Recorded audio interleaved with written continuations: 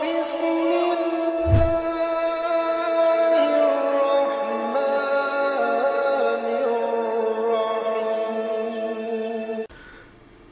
الله والصلاة والسلام على رسول الله وعلى آله الطاهرين أما بعد اللهم اشرح لي صدري ويسر لي أمري واحلل عقدة من لساني يفقه قولي.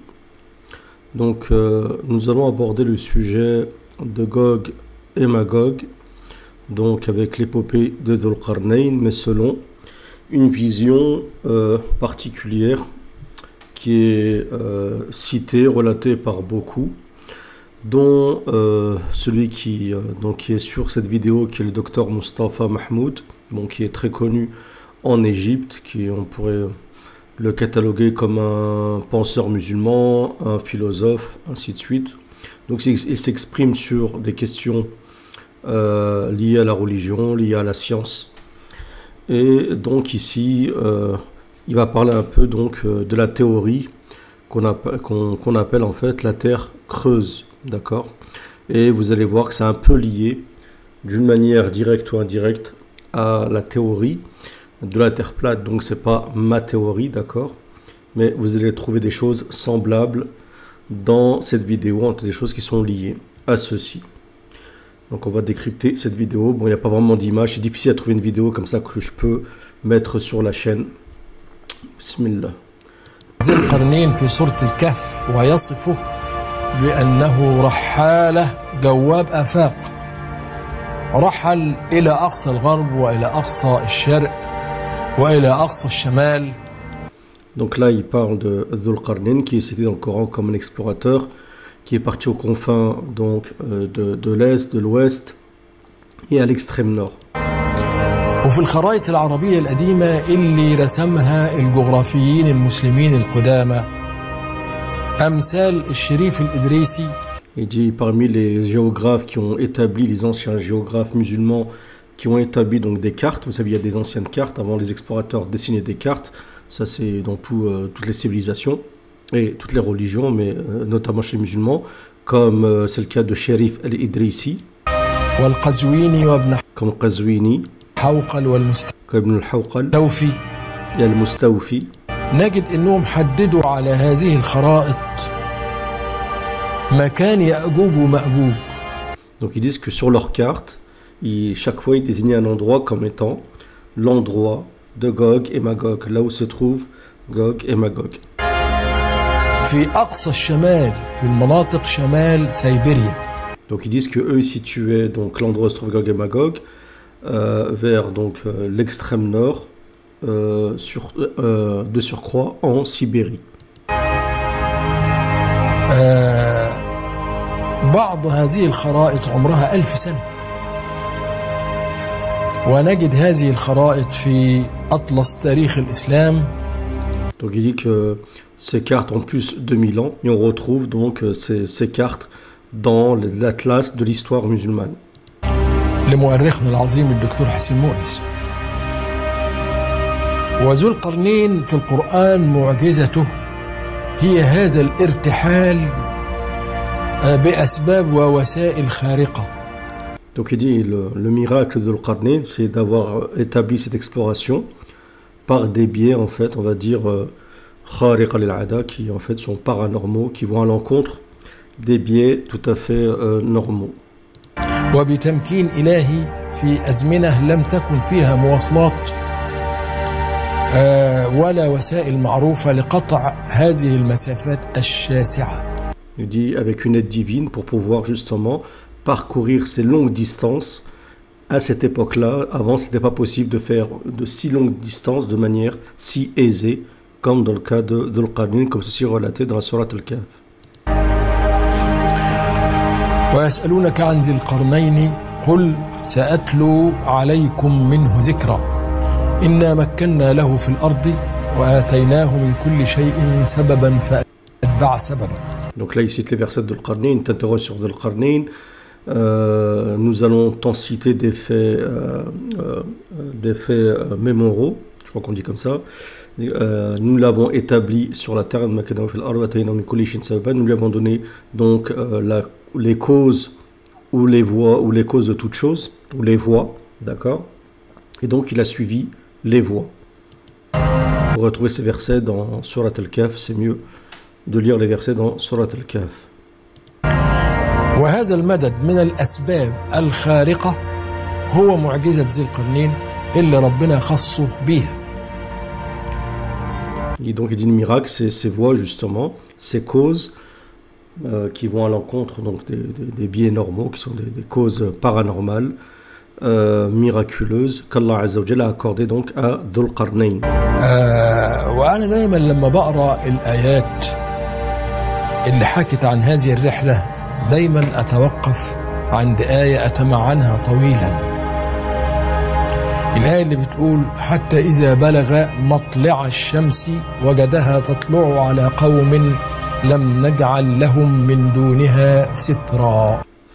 Il dit donc à chaque fois que je lis donc l'exploration, le voyage donc de Dhul Qarnayn, il y a toujours un verset qui me pousse à la réflexion, et il dit, et sans cesse je le lis et j'arrête pas de réfléchir sur ce verset. C'est le verset qui dit que lorsque Dhul Qarnayn est allé jusqu'au lever du soleil, il s'est rendu compte qu'il se levait sur un peuple dont nous leur avons pas donné, nous n'avons pas mis de voile entre eux et le soleil. D'accord? Donc il n'y avait pas de voile entre eux et le soleil. Donc un voile, ça peut être une montagne ou autre chose. الستر اللي هي بيننا وبين الشمس هو الليل، هي ستر الليل ينزل فتحتجب الشمس. Donc il dit que pour lui, sitr, donc ce qui protège ce peuple-là du soleil, c'est la nuit. Mais comme on le sait, dans certaines régions du monde, il y a des jours qui peuvent durer plusieurs mois. Donc c'est pour ça qu'il fait logiquement la relation avec le pôle nord de la Sibérie. لكن الآية بتتكلم على منطقة بيقول حتى إذا بلغ مطلع الشمس وجدها اللي هو ذو القرنين تطلع على قوم لم نجعل لهم من دونها سترا. لم نجعل لهم يعني ده شيء في طبيعة المنطقة إن الشمس لا يكون لها ستر، يعني تظل مشرقة هكذا جعلناها. يعني Donc, la répéter ce que j'ai dit, il dit, c'est-à-dire que le soleil ne cesse de se lever, d'accord, et de les éclairer. ده أمر في طبيعة المنطقة كما أرادها الله. فهل هذه إشارة إلى أقصى الشمال حيث تظل الشمس مشرقة طول الليل ولا تغرب، وبالتالي ليس للناس من دونها ستر، وهو ده المكان الوحيد على الخريطة اللي الشمس فيها بحكم طبيعة الموقع لا يكون لها ستر. Donc il dit que l'extrême nord, c'est donc le seul endroit où justement on sait, comme je vous l'ai dit, que la journée elle peut durer plusieurs mois, donc il n'y a pas de nuit tout simplement. فهل هذا هو السبب اللي جعل الجغرافيين المسلمين القدامى يحطوا مكان يأجوج ومأجوج في هذه المنطقة في أقصى الشمال، ويحددوا هذا المكان الافتراضي في رسومهم، وكلهم عملوا كده مش بس خريطة واحدة. Il dit, est-ce que ce serait donc ceux-ci qui auraient poussé tous les explorateurs donc qui ont visité la Terre et qui sont arrivés à cet endroit-là, qui se sont dit, c'est exactement l'endroit qui est cité dans Surat Al-Kahf, donc c'est là où se trouve Gog et Magog. Ils disent que c'est ceci qui a poussé plusieurs géographes, et non pas qu'un, à écrire sur la carte, à définir cet endroit concernant Gog et Magog. والسؤال الثاني ليه سماها القرآن مطلع الشمس؟ ليه ما قالش مشرق الشمس؟ مع ان في الآية الأولى حتى إذا بلغ مغرب الشمس وجدها تغرب في عين حامئة، فكان المتوقع انه هيقول في الآية الثانية حتى إذا بلغ مشرق الشمس، يعني تبقى مشرق قدام مغرب، لأنه قال قبل كده حتى إذا بلغ مغرب الشمس وجدها تغرب في عين حامئة. Donc il dit comment ça se fait que dans le verset, Dieu dit jusqu'à ce qu'il est arrivé au matli' du shams, donc au lever, là à l'endroit où il y a le lever du soleil. Il n'a pas, Dieu a utilisé le terme de matla', contrairement à notre verset où lorsque le Dhul Qarnayn continue donc son voyage, dans le Coran il est dit hatta ida balara maghrib ash-shams, jusqu'à qu'il arrive au crépuscule du soleil. Il a utilisé le terme de maghrib. Donc normalement, logiquement en arabe, le terme qui devrait être utilisé concernant la vue du soleil, c'est pas matli', mais c'est plutôt mashriq al-shams, parce qu'il y a le sharq qui est l'est et le gharb, le maghrib qui est le coucher. D'accord? Donc il dit que pourquoi avoir utilisé le terme matli' et non pas mashriq. لكن المرة دي ما قالش مشرق المطلع. ليه؟ لأن المشهدية مختلفة. لأن هنا شمس مستمرة لا تغرب فيخيل للناظر إن ده مطلعها. Donc il dit comme le soleil ne se couche jamais, donc perpétuellement il éclaire, d'accord, bon, selon une intensité qui diffère selon la journée à mon avis, donc automatiquement c'est différent de l'endroit où est allé Dhul Qarnayn, il a vu le soleil se coucher. Tandis que dans l'autre endroit où il est allé, le soleil était comme s'il était toujours présent. Donc c'est pour ça qu'il a utilisé un terme différent de matli' et non pas mashriq. Mashriq, ça veut dire qu'il se lève et qu'il se déplace. Mais matli', c'est comme si c'était l'endroit où le soleil se lève. C'est de là que le soleil se lève parce qu'il est toujours présent à cet endroit-là. مطلعها الذي هو مطلعها. مش حكاية بتشرب وتغرب، لا ده بيشوفها قدامه ثابتة كده ما فيش. فيتهيأ له. Donc c'est vrai que c'est pertinent en réalité de dire ça parce que matli' c'est l'endroit où il y a le طلوع, d'accord, le lever. وإن ده المطلع بتاع الشمس اللي بتطلع منه. فعشان كده أطلق كلمة مطلع. وده يؤيد الفهم العلمي إن ذو القرنين في هذه اللحظة كان قدام الشمس القطبية. Donc il dit ça va dans le sens qu'en fait en réalité que Dhul Qarnayn était devant le soleil polaire. هي شمس منتصف الليل التي ليس بينها وبين الناس ستر لأن ما فيش ليل. هي مجرد ملاحظة. لكن إذا لم نأخذ بهذا التفسير هيظل هناك سؤال ليه جميع الجغرافيين العرب. Donc il dit imaginons qu'on ne prend pas il dit bon c'est une remarque, imaginons qu'on n'aille pas dans ce sens-là. Il dit pourquoi les géographes حددوا موطن يأجوج ومأجوج في المنطقة القطبية في أقصى الشمال. Pourquoi les géographes musulmans ont désigné Gog et Magog comme étant vers le pôle Nord. وعرفوا منين إن المكان يأجوج مأجوج في أقصى الشمال والآيات على ما هي عليه مبهمة وغير محددة المعنى.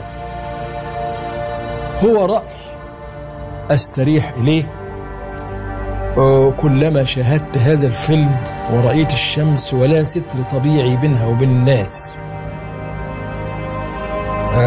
فالليل ما عاد يسترها وأقول لنفسي يعني ربما في مكان ما قريب من هذه الشمس التي لا تغرب ربما في مكان ما قريب يأجوج ومأجوج في كهفهم أو المخبأ اللي هم فيه.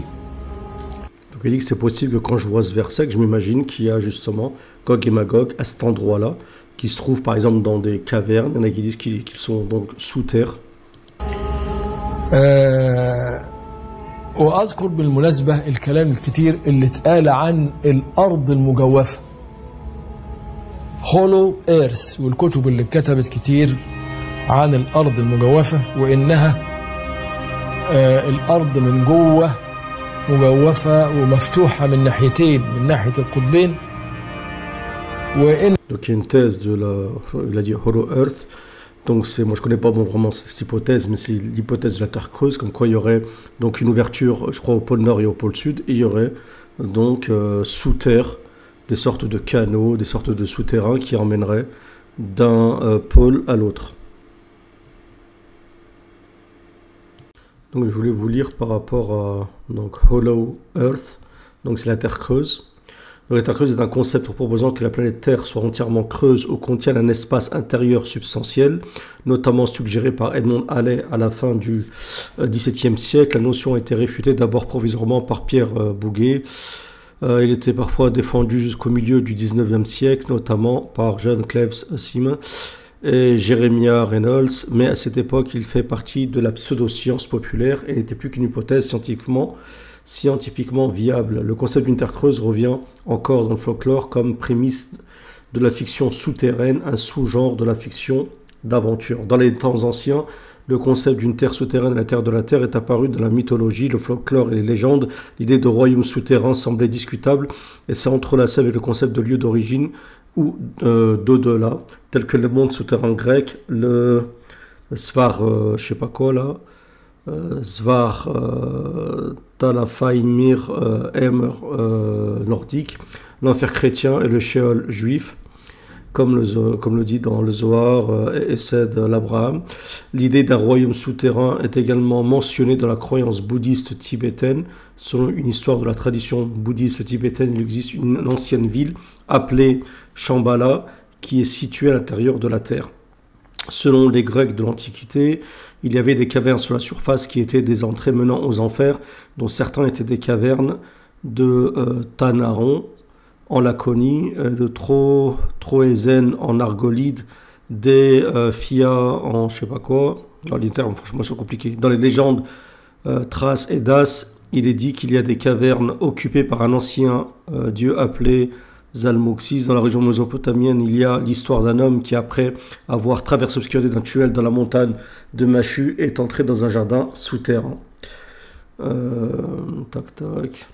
Est-ce qu'il y a une allusion ici à Gog et Magog? Bon,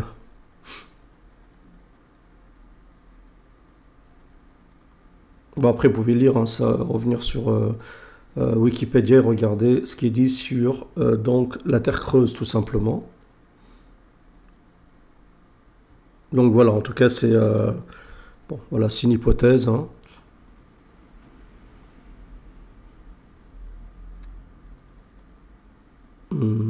Tac, tac, tac. Il a proposé de faire l'expédition au trou du pôle Nord grâce aux efforts d'un des partisans, Jacques McBride. Jeremy Reynolds a également donné des conférences sur la Terre creuse et a plaidé pour une expédition. Reynolds part lui-même en expédition en Antarctique, mais manqua de rejoindre la grande expédition d'exploration américaine, même si cette entreprise était le résultat de son agitation. Tac, tac, tac.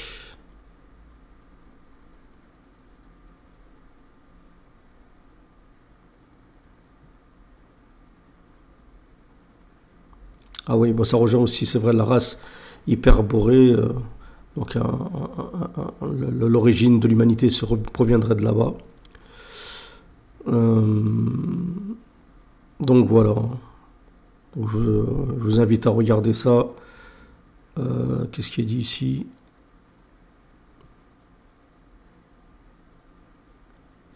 Là, ça pourrait être peut-être en lien avec ce qu'on dit ici. Selon l'ancien écrivain astronaute Peter Colosimo, un robot a été vu entrant dans un tunnel sous un monastère en Mongolie. Colosimo a également affirmé qu'une lumière a été vue du sous-sol en Azerbaïdjan.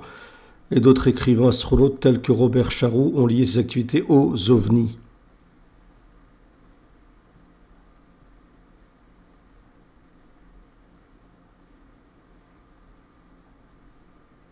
Donc c'est vraiment lié, c'est vraiment un gros mélange là.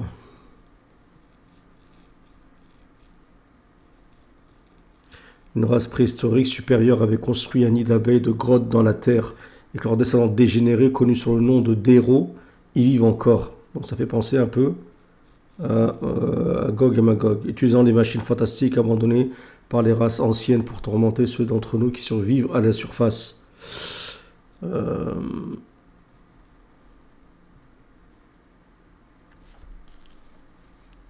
Bon, voilà des thèses. Hein.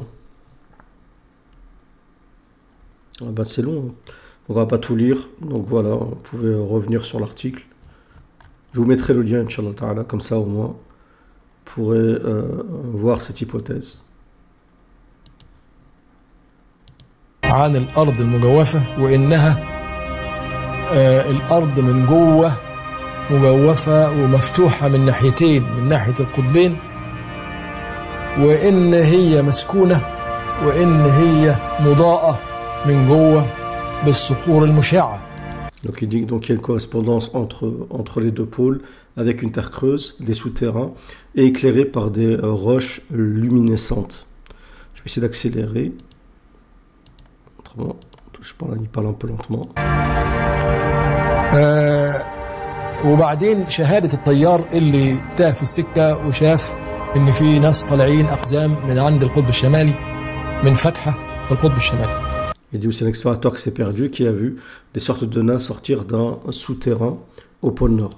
وشهادة رحالة آخرين اللي حكم إنهم شافوا سيقان أشجار استوائية ونباتات وورود استوائية، أنواع من الزهور الاستوائية عايمة في المية في منطقة القطب الشمالي. Et comme vous le savez, donc aussi des thèses d'explorateurs qui ont vu toute la végétation, des arbres, des fleurs, ainsi de suite, dans le pôle Nord, ce qui est pas logique avec toute la glace qu'il y a, donc ce qui indique que normalement c'est une végétation qui pousse que dans des régions tempérées. Donc ça voudrait dire peut-être qu'il y a de la vie tout simplement, comme lui va le supposer. طب ازاي ده احنا في القطب الشمالي؟ ايه اللي جاب اشجار المنطقه الاستوائيه الا ان تكون طالعه من جوه الارض اللي هي ممكن يكون فيها ناس وفيها نباتات وفيها حياه بحالها بقى. فهل ce qui indique qu'il est possible que tout simplement sous la terre il y a donc des habitants qui auraient ramené toute cette végétation. يكون يأجوج مأجوج هم سكان الجوف؟ ما حدش عارف. وآيات يأجوج ومأجوج هي من أسرار القرآن اللي اختلف فيه المفسرين، وأغلب ما كتب في الكتب والتفسيرات القديمة هي إسرائيليات ولا يمكن يعني الارتكان عليها، وغير معلوم هل يعني يأجوج مأجوج دي سلالة بشرية أو ضرب من الخلائق لهم أصول مختلفة. Donc il dit on ne peut pas savoir si Gog et Magog sont des créatures comme une autre, des humains ou d'autres créatures. Ils disent tout ce qui est cité dans les exégèses, dans leur ensemble, sont cités des rapports israélites qu'on ne peut pas dans l'islam ni confirmer ni démentir dès le moment qu'ils ne vont pas à l'encontre des textes coraniques, du Coran et de la Sunna. Mais concernant Gog et Magog, en tout cas dans des hadiths, il est clairement stipulé que ce sont des descendants d'Adam, de surcroît des descendants de Yapheth. D'accord? Donc Japheth avait plusieurs enfants. C'est marqué aussi dans l'Ancien Testament. Voilà. Qui ont donné lieu à Gog et Magog. طبعا التنوع في المملكة الحيوانية تنوع رهيب. اللي بيشوف حلقات العلم والإيمان والأفلام اللي بنجيبها واضح إن في تنوع عجيب وفظيع ومذهل في المملكة الحيوانية، لدرجة إن الواحد يقول ما خاف كان أعظم، ما يستعجبش لو كان في صنف شكله مش عارف إيه زي ما بيحكي الناس. Il dit donc quand on voit la diversité qu'il y a dans les fonds marins, sur la terre, toutes les créatures qu'Allah Azza wa Jalla a créées, parmi les animaux par exemple, on ne serait pas étonné qu'Allah Azza wa Jalla ait créé une création comme ça qui n'est pas vraiment la création humaine, qui serait une création spécifique. Voilà, il n'y a pas de quoi être étonné. كل شيء جايز. وأيضا السؤال الثاني يا ترى المدلول الآيات في حكاية يأجوج ومأجوج هل مدلول الآيات رمزي ولا حرفي؟ ولماذا نصت الآيات على إن ذو القرنين جلب الحديد والنحاس ومش بس. Donc ils disent que ici c'est métaphorique les versets ou au sens littéral. Il dit c'est la question à se poser. Et il dit pourquoi Dhul Qarnayn a ramené des blocs de cuivre et de fer. كده نصت الآيات على صهر الحديد وصهر النحاس. De surcroît du fer fondu qui a été fondu et du cuivre fondu. عشان يعمل سد. طب ما احنا عندنا أكبر سد في العالم اللي هو السد العالي معمول كله من شوية دبش وخلاص. عبارة عن سد ركامي. ما عمره ما حد شاف سد في كتل نحاس وكتل حديد. Donc ils disent nous on a des grands barrages, on a déjà vu des barrages, on n'a jamais vu des barrages faits de blocs de fer et de cuivre. Mais en vérité c'est quelque chose qui se faisait notamment dans les barrages yéménites. C'est très connu dans le Yémen et j'en parlerai Inch'Allah dans le livre de Gog et Magog que je vais réécrire parce que il a mal été écrit et où je mettrai Inch'Allah plus d'informations concernant ce sujet-là sans avoir la prétention de maîtriser ce sujet qui est un sujet vraiment en réalité bien plus compliqué qu'on le pense, wallahu a'lam, avec plein de thèses. On ne peut pas dire voilà de manière absolue si ces thèses sont vraies ou sont fausses.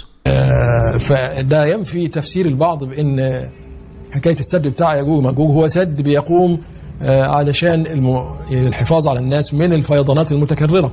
بعضهم قالوا يأجوج ومأجوج من الموج. لا مش صحيح، لأن طبعا السدود اللي هي بتتعمل عشان الفيضانات ما بيجيبوش فيها كتل حديد. كتل حديد ليه؟ لو يصهر Donc il dit par exemple, c'est pas logique de dire que ce qui a été construit par Dhul Qarnayn, c'est pour retenir les flots de Gog et Magog comme des vagues, comme l'eau par exemple, comme on fait des barrages pour retenir l'eau, parce que dans les cèdres, les barrières, les barrages qu'on crée, on ne met pas de fer. Mais je crois qu'ils se trompent dans ce sujet-là. Je ne suis pas un spécialiste des barrages, mais je crois qu'on met du métal. En tout cas, je vous ai dit, dans les anciens barrages qui étaient construits par les rois Himyarides par exemple, dont un roi s'appelait Dhul Qarnayn en plus, et ben c'était construit avec du fer et il faisait fondre même du métal. وكما يصهر الحديد والنحاس. الغاز هي كثيرة بلا حل، وأصدق الكلام إن احنا نقول أن هذه الآيات تأويلها حدوثها. Il y a beaucoup de mystères, mais ce qui est sûr, c'est que l'explication de ces versets, c'est son déroulement. Lorsque les versets vont se dérouler, on saura exactement ce qu'il en est, comme Dieu dit dans le Coran, lorsque viendra son exégèse, d'accord, ben les gens se rendront compte ce qu'il en est réellement. لكن بقى الفضول دايما بياخد الناس وعاوزين يعرفوا ايه حكايه علامات القيامه وايه اللي هيحصل بالظبط. لكن افضل من ذلك ان نستعد لهذا اليوم بالاعمال الصالحه، وهذا هو كلام العارفين والله اعلم. Donc il dit, en tout cas ce qui est sûr, donc il dit, mais c'est la curiosité qui nous pousse à savoir exactement ce qu'il en est, mais ce qui est sûr, d'accord, c'est qu'il faut se prémunir de ce jour-là par les bonnes actions. Donc c'est une vidéo qui est un peu longue, je suis désolé, mais ça fait un moment que je voulais faire, vous montrer la vie de Mustafa Mahmoud, qui est très connu en tout cas concernant Gog et Magog dans le monde arabe. Si cette vidéo vous a plu, comme d'habitude, jamais un partage et n'hésitez pas à réagir dans les commentaires. Je vous remercie pour votre écoute. Salam à tous.